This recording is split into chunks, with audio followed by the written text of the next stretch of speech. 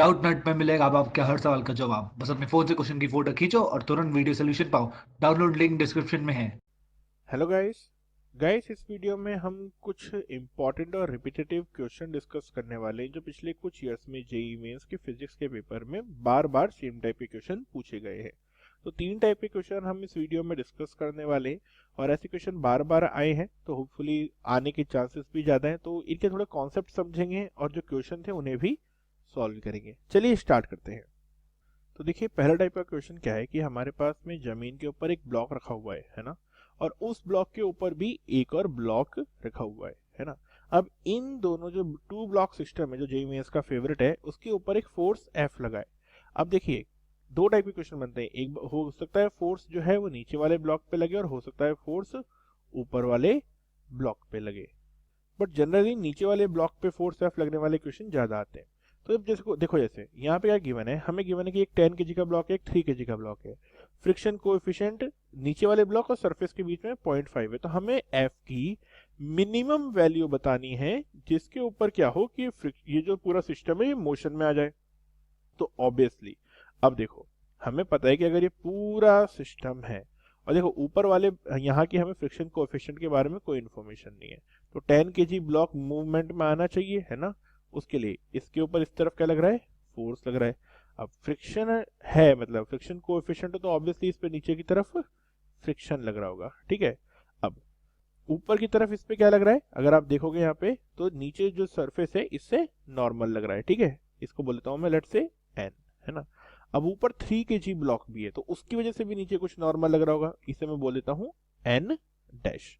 और एक इसका खुद का ग्रेविटेशनल फोर्स भी लग रहा होगा विच इज 10 जी। अब ये सब फोर्स लगने के बाद में अभी क्या है, हमें वो मिनिमम फोर्स बताना है जब ये मोशन में आ जाए। तो मोशन में आएगा तब मीन्स जब इसका फोर्स एफ इसके फ्रिक्शन फोर्स के इक्वल हो जाएगा। अब फ्रिक्शन फोर्स किस पे डिपेंड करता है, वो डिपेंड करता है जो नॉर्मल लग रहा है। नॉर्मल कैलकुलेट करना पड़ेगा, तो नॉर्मल किसके इक्वल होगा, देखो ऊपर की तरफ लगने वाले फोर्स और नीचे की तरफ लगने वाले फोर्स सारे बराबर होंगे क्योंकि ये जमीन पे रखा है। तो आ जाएगा एन और ऊपर है एन डैश और नीचे है 10 जी। तो N is equal to 10 dash N dash plus 10 g. अब एन डैश की वैल्यू क्या है, एन डैश है जो 3 ब्लॉक ऊपर से नॉर्मल लगा रहा है विच इज उसका वेट है 3 केजी, तो क्या देगा 3 जी विच इज 13 टाइम्स ऑफ जी। तो नॉर्मल की वैल्यू हमें मिल गई 13 जी। अब क्या होगा, हमें पता है फ्रिक्शन मतलब फोर्स जो है वो एफ के इक्वल हो जाएगा। फ्रिक्शन फोर्स कितना है, वो होता है पता है normal which is 13 g into friction coefficient which is 0.5। अब 13 जी की वैल्यू कितनी होती है 130, अगर हम जी को 10 लें तो 130 इंटू 0.5 विच इज 65 न्यूटन। तो मिनिमम केस में हमें फोर्स लगाना होगा 65 न्यूटन।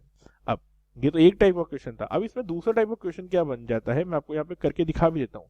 लेट से कि अब आपको यहाँ पे दे दिया कि लेट से हम यहाँ पे 65 न्यूटन का फोर्स लगा रहे हैं। अब आपको ऊपर मुझे एक ब्लॉक रखना है m और मुझे मिनिमम मास m ब्लॉक यहाँ पे रखना है कि ये जो हमारा मोशन है ये रुक जाए। तो सेम चीज होगी यहाँ पे, बट फर्क क्या होगा, अब की बार आपको f की वैल्यू पता है, मींस आपको फ्रिक्शन की वैल्यू कितनी चाहिए 65 होनी चाहिए। उसके लिए आपको क्या करना पड़ेगा 10 plus m times of g into friction coefficient 0.5 करना पड़ेगा, मतलब टोटल नॉर्मल बढ़ाना पड़ेगा। तो उसके लिए आपको m कैलकुलेट करना पड़ेगा। तो दो टाइप के क्वेश्चन यहाँ बनते हैं और शायद होपफुली आपको दोनों समझ आ गए होंगे। अब हम थर्ड देखते हैं जो पुली वाला भी बनता है एक।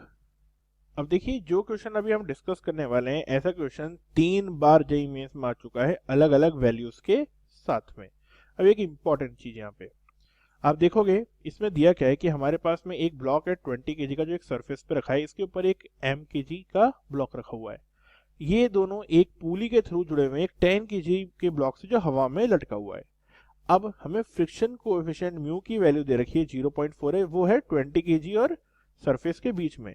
तो हमें m की मिनिमम वैल्यू बतानी है कि क्या हो कि ये जो पूरा सिस्टम है ये स्टेशनरी रहे, इसमें कोई एक्सेलरेशन नहीं आए। तो अब देखो बहुत ही बेसिक चीज है, अगर स्टेशनरी इसे रखना है तो ऑब्वियसली क्या होगा स्टेशनरी के लिए, ऊपर टेंशन में T कितना हो जाएगा 100 न्यूटन। क्यों, देखो इसका mg कितना होगा 10g, 10g इज 100 न्यूटन। अगर ऐसा है तो स्ट्रिंग में जो ऊपर टेंशन होगा और इसका mg इक्वल होना चाहिए, तो टेंशन की वैल्यू हो गई 100 न्यूटन। तो दोनों साइड, अभी वाला क्वेश्चन हमारा क्या था, अभी वाला क्वेश्चन था हमारा F के साथ में, है ना। अब ये वापस से वो सेम क्वेश्चन बन गया हमारे पास में, बस पहले क्या लग रहा था, एक फोर्स F लग रहा था, अब टेंशन T लग रही है और टेंशन T की वैल्यू है हमारे पास में 100 न्यूटन। अब मुद्दे की बात ये कि अगर टेंशन 100 न्यूटन है और इसको यहाँ पे मुझे रोकना है, तो क्या होगा, टोटल नॉर्मल कितना हो जाएगा 20 प्लस ऊपर वाले ब्लॉक का मास m इंटू जी, ये टोटल नॉर्मल हो जाएगा, और इंटू म्यू 0.4, ये वैल्यू किसके इक्वल होनी चाहिए 100 के इक्वल। अब सॉल्व करते हैं इसे, 10 इंटू 0.4 इज 4, तो आएगा 4 into 20 which is 80 plus 4 times of m is equal to 100, तो यहाँ से m की वैल्यू क्या जाएगी हमारे पास में इक्वल टू 5 kg। तो मिनिमम वेट कितना होना चाहिए 5 kg, तभी रुकेगा, वरना नहीं रुकेगा। समझ रहे हैं? तो इनडायरेक्टली हमने देखा कि था वही क्वेश्चन जो हमने पहले सॉल्व किया था, बस उसे दिखाने का तरीका दूसरा था। अब एक और थर्ड जो हमारा क्वेश्चन होता है जो वॉल वाला होता है, वो भी देखते हैं। अब थर्ड जो क्वेश्चन है जो हमारे पास में वॉल वाले बनते हैं, ये भी है मिनिमम मैक्सिमम फोर्स वाले ही। तो अब देखो दो चीजें इसमें, हमारे पास में एक वॉल है, उस वॉल से एक ब्लॉक है 10 kg का, है ना, और हमें गिवन है इन दोनों के बीच में फ्रिक्शन कोएफिशिएंट 2/5 है। अब इस ब्लॉक के ऊपर एक और ब्लॉक है 3 kg का, दोनों ब्लॉक के बीच में फ्रिक्शन कोएफिशिएंट है म्यू 2/3 का। समझना आपकी बात, डबल फ्रिक्शन कोएफिशिएंट है। हमसे बोला जाता है कि F की मिनिमम वैल्यू बताओ कि क्या हो, दोनों के दोनों ब्लॉक स्टेशनरी मोशन में रहें। कई बार क्या होता है, ये भी बोला जाता है कि अगर हमने F की मिनिमम वैल्यू जिसके बाद ये दोनों स्टेशनरी मोशन पे हैं, तो total force exerted by wall पता करो। ठीक है, तो दो चीजों में फर्क है, मैं बताऊंगा अभी आपको। सबसे पहले तो हमें मिनिमम फोर्स निकालना सीखते हैं। देखो दो ब्लॉक है, समझना यहाँ पे, है ना, एक 3 kg का ब्लॉक है ना, एक 3 kg का। अब 3 kg के ऊपर इसका खुद का ग्रेविटेशन तो लगेगा ही सही, विच इज 3 इंटू जी। अब अगर इसको यहाँ पे रुके रहना है ना, तो एक फोर्स इस पे F इस तरफ से लग रहा होगा, ठीक है, एक फोर्स F इस तरफ से लग रहा है। अब इसको एक तरफ से फोर्स लग रहा है, तो इधर से 10 kg ब्लॉक इसके ऊपर नॉर्मल लगा रहा होगा ताकि ये इस तरफ नहीं जाए, यहाँ पे रुके रहे, तो नॉर्मल।